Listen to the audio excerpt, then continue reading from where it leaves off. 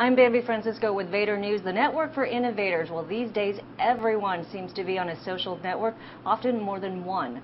Well, one company hoping to help us manage our networks through one single login is Power.com. And joining me to talk about Power.com is the founder and CEO, Steve Vachani. Steve, thank you for joining us. Oh, thank you. So Power.com is essentially trying to simplify our online life, which is increasingly dispersed over multiple networks, and you're trying to provide a layer on top of all of these networks so we can actually log in and access all these networks, and you call it a Facebook Connect for everything. But why don't you explain exactly what your service is doing? Sure. So we've introduced what we call social internetworking. Today they have their contacts, their content, their logins, and their messages in many different places. You have 1, 2, or 3 email accounts. Mm-hmm. You have LinkedIn, MySpace, Facebook. You use an instant messenger, maybe 1 or 2. Mm-hmm. You have friends. You have in many different places, photos in many different places. And what we've done is come up with a simple way to interconnect everything and synchronize everything. So when you log into Power.com, you immediately, it logs into all your sites in one place. But we're not creating a new website. We've created a new layer on top of all your sites. So once you log into Power, you can visit all your sites. Mm-hmm. But if something new happens, for example, if you go and you change a photo on Facebook, it gives you the option to synchronize and update that photo on your other sites. If you have a new message on your Facebook mail or on your MySpace mail, you'll receive all of them in one box in your email box. The idea is that our lives are becoming increasingly more complex and have so many things in many different places, and we try to make that simple for the user. I tried to change my photo, by the way, on High Five, and I looked for that ability to change it on Facebook, but I couldn't find it. Yeah. It's probably because I couldn't find it.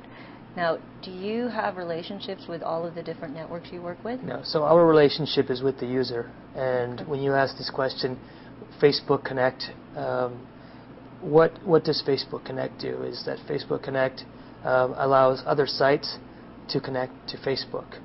Mm-hmm. What we do is we allow anyone to connect to the user, and it's driven by the user saying that, making themselves available. What Facebook Connect says, everyone can connect to Facebook. We're saying that wherever the user goes, they can allow any site that they use to connect with any other site they use. Right. And so it's not Facebook or some other site that's at the center. It's the user that's at the center.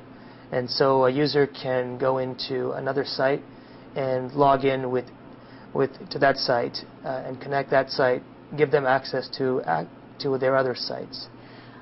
Yeah, what other features and functionalities beyond this layer over, this one sign-in, I guess, one login, and one dashboard, and the ability to change a photo? What other functionalities and features do you have to make it simpler to use those networks? So I think the first thing is you have one login. So when you log into Power, you're logged into your email accounts. As long as you log into those through Power. You log in. So the first time you come there, you have the option to add the accounts that you use. Mm-hmm. Now, Power.com is also a browser. So when I say browser, it doesn't replace your existing browser. Mm-hmm. Once you're in Power, you can visit other applications. For example, when you use Windows, Windows is like a browser for all your software applications. You enter Windows, you have a desktop, but from there you click on an application and you use the application. Right. We're not trying to replace the existing social networks or any other sites that a user may use. Right. We're like your desktop. You log into your desktop, and then you click on the applications you would like to use. Right. So you go to your Facebook, but you're always logged in to all of your applications. So, sorry. Okay. So just, I want to move into that. I think that's sort of moving into what you call your intelligent proxy, and so it looks a bit like an iPad. But just really quickly, one thing that would seem very useful, I've been on Power.com right now, so one thing that would seem really useful is to be able to see a consolidated view of a person, so what that person and their profile across, what they look like on MySpace, what they're, pretty much in a consolidated view. Do you have something like that? Yes, well, what we have done is, first of all, we have created a platform that enables us to interoperate and develop just about anything that you can think of. For some of the things, what we've done today is come up with some showcase applications. In the near future, we will allow other companies to start thinking about what they would like to see, and developers to start interoperating sites and creating more specific applications. But today, we do have, in fact, an aggregated profile page. So when you are inside Power, and you put the mouse over a friend, you see all your friends from all your different sites. You actually have instant access to all of their pages. If you want to send them a message on a specific page, if you would like to visit a profile page on one of their sites, you can see all the different ways to communicate with them, and also all of their profile pages. But you have to jump from one network to another. So I think that for one of those, I said, just like on Windows on the desktop, you don't actually do everything on the desktop. We don't believe that the average user wants to have everything on one page. It sounds great in theory, but really what they want is they want to continue using their own sites, but to have more intelligence and between the sites. So if you change your photo on Facebook, we pop up and say, would you like to update that same photo on all your sites? If you update your status, you say, I'm feeling happy today. And you don't need to go to all your sites. You have friends in different places. You say, I'm feeling happy today. And it immediately updates on your instant messenger. You can request that it updates everywhere. You can say where you want it to update. Or let's say that you add a new photo to your site. You would say, well, would you like to update this photo on all your sites? Now the user has the choice to either keep the information on one site or to update on other sites. So beyond that updating, and I know you said you'll open it up to the community, but do you have a sense of one or two more features that would be useful? Yeah, so let's take Instant Messenger. Everybody uses Instant Messenger, and when you log into Power, you're logged into your Instant Messenger. So now when you go into your social networks, your Instant Messenger stays active. And so you actually can be talking to a friend and instantly talk to him from his social network page on his Instant Messenger. As long as he's also has an MSN, gets MSN, right? It can be. We have MSN available today. We are adding Yahoo Messenger, AOL Messenger, and also adding Google Messenger. And also, of course, Facebook has their messenger. So now, I've played around with the site, and from the user standpoint, it does look like an iframe that you have up there. And I've read that you said that it's an intelligent proxy, meaning you can manipulate what's in the page. And which I have seen that you have been able, in my Facebook page, I've been able to, you have some functionality there that's not on the Facebook page. So.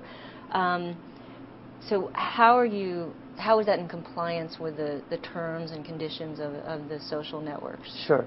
So what we've done is we've created the ability to mash up or to remix new experiences from a user's other sites into the sites that they are visiting. So that's, let's say, for example, you have friends that are on another site, but you're using Facebook and you're writing a message to a friend on Facebook, but you would like to CC that message to 3 other friends and who are not on Facebook. Other networks. We can naturally make that possible. As you're writing a message, you can CC that to a friend on your MSN Messenger, to another friend on his cell phone, and to another friend on his email at the same time. And it's as if you're just writing one message.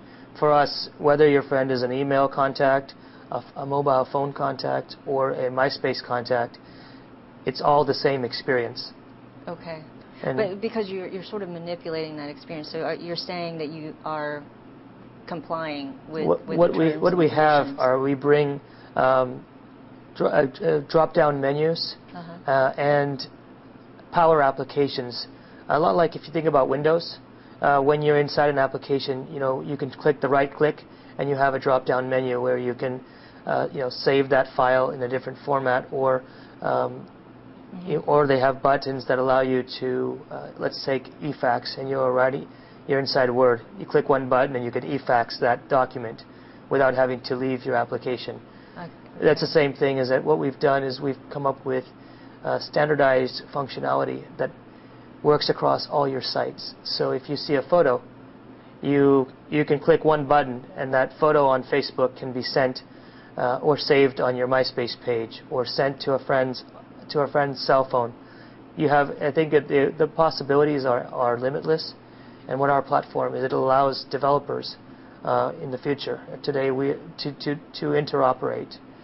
As you think about these mashups of these different sites and functionalities, what are some of the legal and rights issues that you might be concerned about? So I think that the premise that we have is that we don't have any intention to create negative applications or applications that are taken away from the social networks experience. What we're trying to do is let the user say what new things would I like to be available to me. If you think about browser assistants in the past, or applications that provide value to you while you're using the sites, such as there used to be shopping comparison, where you'd be on a site and you'd say, well, I'd like to know, what are the prices of this on other sites. So a user would say, I would like this assistant to be with me. So in some ways, what we're doing is we're allowing the user to use their sites, but the user is really who we serve first. And if they say that they would like to have their contacts from their other sites with them, and we give them the tools to do that. And I think that's the first premise. The second premise, the user may want a lot of things that aren't in compliance with some of the terms and conditions of the other services they're using. Well, I think that if you take an example of address book importing, maybe 5 years ago, sites decided, look, if you want to invite your friends to this site, that's your choice.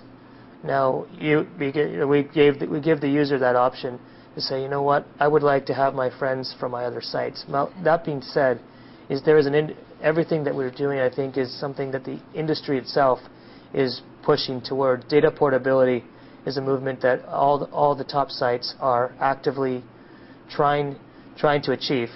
The ability to synchronize content across sites, content portability is an initiative that everybody is talking about.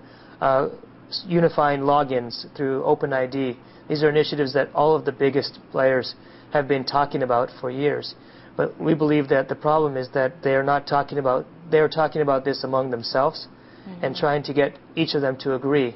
And what we've said is let's accelerate the trend towards a borderless internet. We call this a borderless internet, and accelerate this movement towards data portability by giving the user the opportunity to initiate this, not to wait for everybody to get together and agree.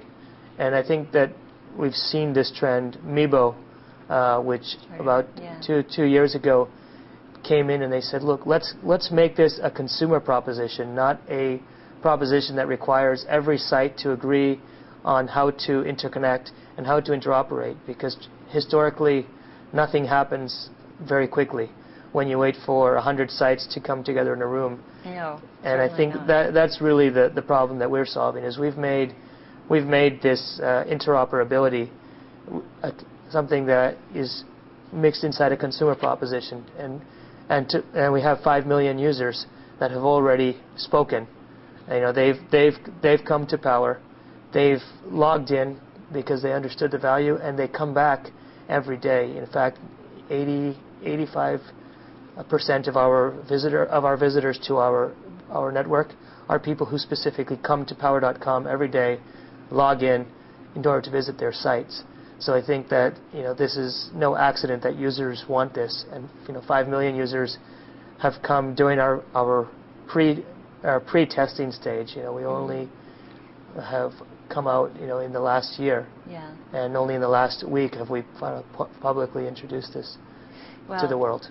Well, we're going to talk about your growth, your user base, the demographic, the revenue model. Yes. In our next interview, so you're going to stick around. Thank you very much, Thank you Steve. so much. I've been speaking with Steve Vachani. He's the CEO and founder of Power.com. I'm Bambi Francisco.